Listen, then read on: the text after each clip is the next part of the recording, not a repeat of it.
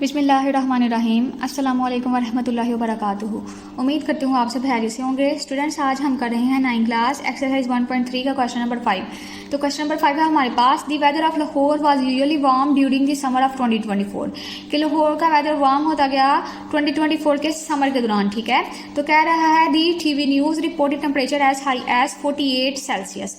के TV news ने हमें बताया कि 48 सेल्सियस टेम्परेचर है। ठीक है, कह रहा है कि by using the formula Fahrenheit, के फ़ारेनहीट का फार्मूला यूज़ करें। वो फार्मूला क्या है, वो उसने हमें खुद ही दे दिया है, 9/5 Celsius plus 32।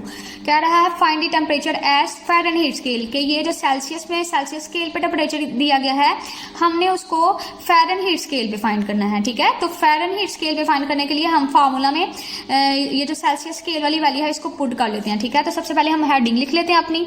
So students, heading आ गई हमारे पास temperature in Celsius scale. Celsius scale पर टेम्परेचर कितना था, 48 सेल्सियस। ठीक है, अब कह रहा है कि इन फ़ारेनहीट स्केल, अभी हमने इसको फ़ारेनहीट से स्केल में कन्वर्ट करना था, तो उसके लिए फार्मूला क्या था, 9/5 सेल्सियस प्लस 32। ठीक है, तो ये हमने पुट कर लिया। अब स्टूडेंट्स क्या करना है, अब यहाँ पे देखें ये सारी की सारी वैल्यूज ने दी हुई हैं। यहाँ पे सेल्सियस जो वैल्यूज ने दी थी हमें सेल्सियस स्केल वाली, इसको हमने इसकी जगह पे हमने इसकी वैल्यू लिख लेनी है। तो वैल्यू है हमारे पास 48 सेल्सियस, तो हम इसको लिख लेते हैं। तो यहाँ पे हम वैल्यू पुट कर लेते हैं। यहाँ पे आ गया फ़ारेनहीट स्केल 9/5, सी की वैल्यू उसने हमें दी हुई थी 48। ठीक है, ये इस 48 ने इसके साथ मल्टीप्लाई होना और साथ आ गया जी प्लस 32। अब स्टूडेंट्स क्या करना है, हमने 9 को मल्टीप्लाई करना है 48 के साथ।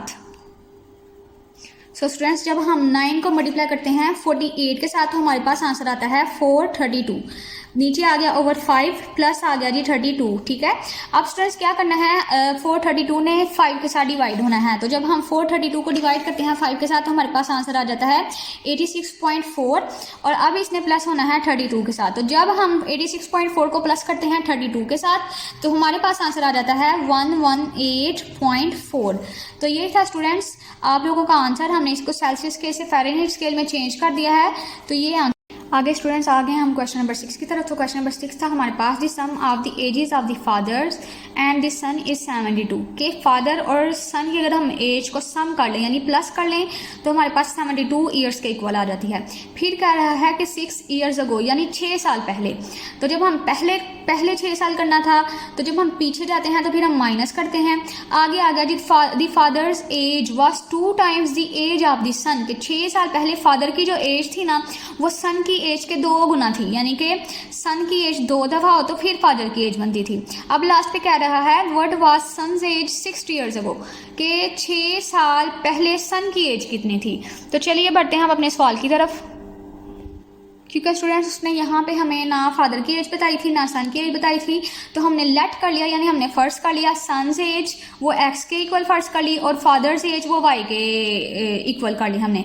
फिर वो कह रहा था कि जब उन दोनों की एज का सम लें यानी उन दोनों की एज को हम प्लस करें यानी एक्स प्लस वाई कर दें तो वो इक्वल हो जाती है 72 के। यहाँ पे उसने खुद ही कह दिया था, तो हमने एक्स प्लस वाई कर लिया तो ये इक्वल हो गया जी 72 के। तो ये इक्वेशन 1 हो गई। फिर कह रहा है 6 ईयर्स अगो यानी 6 साल पहले। तो अब हमने 6 साल पीछे जाना है, तो हम क्या करेंगे जी 6 साल को माइनस कर लेंगे इनकी एज के अंदर से। एक्स में से भी -6 कर लेंगे और वाई में से भी -6 कर लेंगे। तो हम हेडिंग लिख लेते हैं। हेडिंग आ गई हमारे पास, according to given condition 6 years ago यानी 6 साल पहले हमने निकालनी थी, तो सन्स एज निकालनी है और फादर्स एज। तो सन्स एज निकालने के लिए सन की एज थी x, तो x लिख के 6 साल को उसमें से माइनस कर देंगे। फिर आगे थी फादर्स की, तो फादर की थी y, तो y लिख के तो उसमें से भी हम माइनस कर देंगे 6 साल को। ठीक है, फिर से हम गए पीछे अपने सवाल की तरफ। तो सवाल आया हमारे पास 6 ईयर्स अगो। 6 ईयर्स अगो हमने निकाल ली है, ये आ गई 6 साल पहले की एज। अब कह रहा है 6 years ago the father's age was 2 times the age of the son, के फादर की एज सन की एज के 2 गुना थी। तो यहाँ पे फादर की एज क्या थी हमारे पास, y-6। फादर की एज लिख ली हमने कि फादर की एज इक्वल है 2 टाइम्स यानी 2 दफा सन की एज। सन की एज क्या है x-6। यहाँ से मैं आपको एक दफ़ा फिर से समझा देती हूँ कि 6 साल पहले वाली एज हमने निकालने के लिए -6 कर दिया।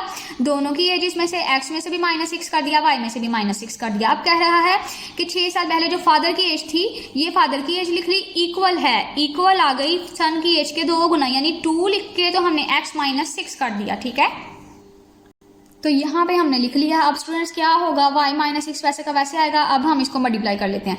जब 2 को x के साथ मल्टीप्लाई करेंगे तो ये हो जाएगा जी 2x, फिर माइनस का साइन वैसे का वैसे 6 2 0 हो गया जी 12। अब क्या करते हैं, x y वाली वैल्यूज को इकट्ठा कर लेते हैं, सिंपल वैल्यूज को इकट्ठा कर लेते हैं, ठीक है।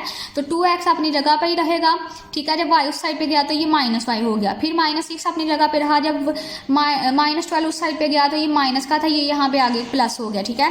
प्लस माइनस माइनस होता है, करेंगे हम माइनस, लेकिन साइन बड़ी वैल्यू के साथ क्योंकि प्लस का है तो हम प्लस का साइन लगाएंगे। प्लस आ गया, प्लस माइनस माइनस, तो 12 में से 6 को माइनस किया तो हमारे पास आ गया 6। यहाँ पे आ गया जी 2x minus Y, 2x minus Y. या फिर अब हम इसको पहले लिख लेते हैं और इसको बाद में लिख लेते हैं। 2x माइनस वाई इक्वल हो गया जी 6 के। अब स्टूडेंट्स ये देखें आप, यहाँ पे ये हमारे पास इक्वेशन 1 आई है, यहाँ पे भी y है, ये हमारे पास, इसको नाम दे देते हैं हम इक्वेशन नंबर 2 का। तो इसमें भी y है, इसमें भी y है, इसमें भी y है। तो हम क्या करेंगे कि इन दोनों इक्वेशंस को ऐड कर लेंगे आपस में, ठीक है। तो हम इनको कर लेते हैं ऐड, यानी हम इनको प्लस कर लेते हैं। ये दोनों इक्वेशंस आ गई, ये हमारे पास इक्वेशन 1 थी और ये हमारे पास इक्वेशन 2 थी। इन दोनों को हमने ऐड करना है स्टूडेंट्स। अब यहाँ पे देखें, ये भी प्लस का x है, ये भी प्लस के x है, तो प्लस प्लस प्लस हो जाएगा। तो यहाँ पे 2 में हम 1x को प्लस करेंगे तो ये हो जाएगा जी 3x। अब ये देखें, ये प्लस का y है, ये माइनस का प्लस माइनस माइनस, ये दोनों कट जाएंगे, ठीक है। तो ये यहाँ पे खत्म हो गए, फिर इक्वल का साइन आ गया। अब देखिए 72 भी प्लस का है, 6 भी प्लस का है, तो हम इनको ऐड कर लेते हैं। जब हम 6 में 2 प्लस करें तो हमारे पास आ जाता है 8 और 7 वैसे का वैसे ही आ गया, यानी 3x इक्वल आया है हमारे पास 78 के। अब स्टूडेंट्स x वाली वैल्यू को हम अलग कर लेते हैं और दूसरी वैल्यू को हम अलग कर लेते हैं। x इक्वल हो गया 78 के, और ये 3 क्योंकि इस x के साथ यहाँ पे मल्टीप्लाई हो रहा है, जब हम उठा के इसको दूसरी साइड पे लेके जाएंगे तो इसके साथ मल्टीप्लाई हो रहा था, यहाँ पे आके ये हो जाएगा डिवाइड, ठीक है। तो यहाँ पे हम 78 को डिवाइड कर लेते हैं 3 के साथ। 3 2 0 होता है 6, एक इसमें से बच गया और 8 नीचे आ गया, ये बन गया जी 18, और 3 6 0 होता है 18, 3 6 आर 18। तो यानी कि x इक्वल आया है 26 के।